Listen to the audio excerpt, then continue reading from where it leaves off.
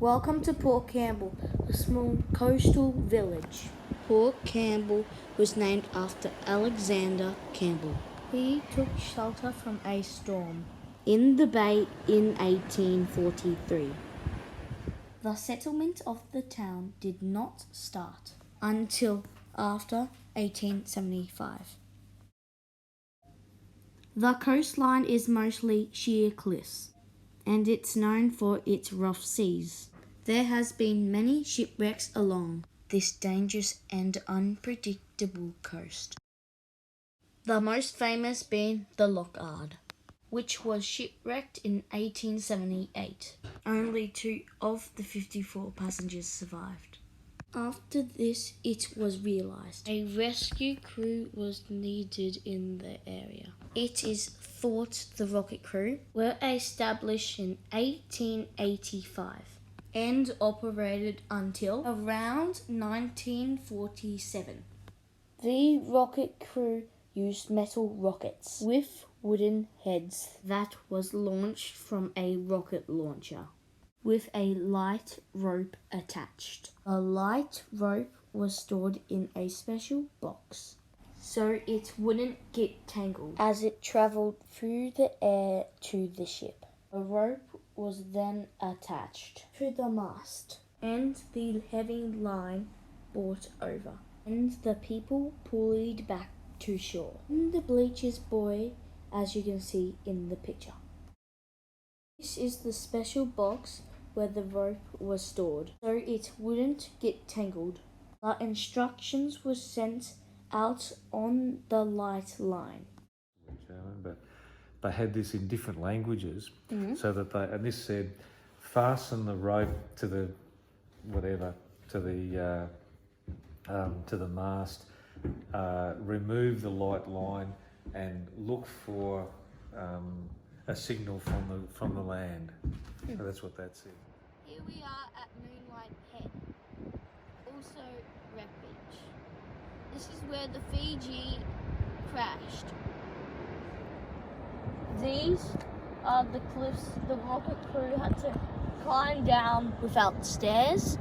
They had to get all the gear down these cliffs to get to the Fiji.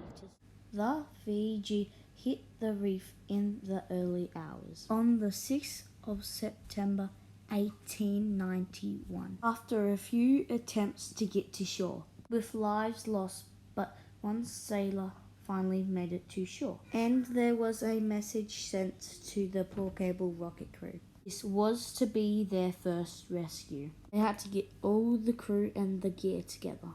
They travelled by horse and cart from Port Campbell to Princetown. They rowed up the river from Princetown to Rivenoak, then by horse and cart from Rivenoak to Moonlight Head, only then to get all the gear from the top of the cliffs down to the beach. When this was done, there was only an hour and a half of daylight left. This is a photo of the rocket crew at the Fiji's rescue. Their rescue efforts were made difficult because they left some of the equipment behind. The men hung onto the bowsprit because they were carrying dynamite, so they were scared it will blow up. Rocks, and you can see that water coming out of the scuppers there. That's because a wave has broken on it. And here are the blokes up here on the bowsprit.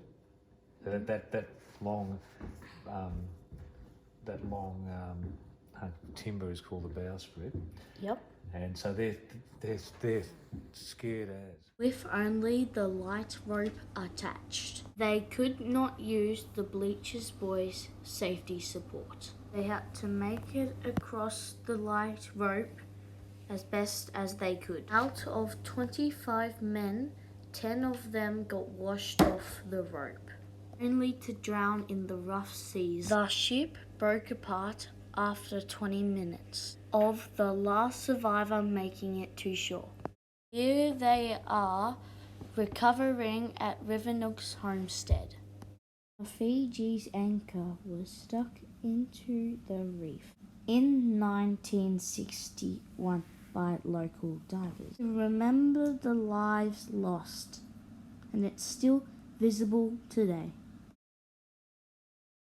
They also attended the wreck of the new field in 1892 when it struck rocks off Peterborough. The rocket crew failed to secure the rocket line to the ship because it was too far away. 9 of the 26 passengers drowned. They were also alerted to the wreck of the Falls of Helensdale in November in 1908, after when it was stuck between two reefs at Peterborough. However, they weren't needed because all passengers had made it to shore. After the rocket crew finished up, there was no rescue crew in Port Campbell at all until 1963, when the Cliff Rescue and the Life Saving Club was formed. This is the original Cliff Rescue team. This is my great-grandfather, Bill Neal, scaling a cliff. Rocket shed was used to store their equipment, and it was built in 1936. It is still standing today. I hope you have enjoyed learning about the Port Campbell Rocket Crew.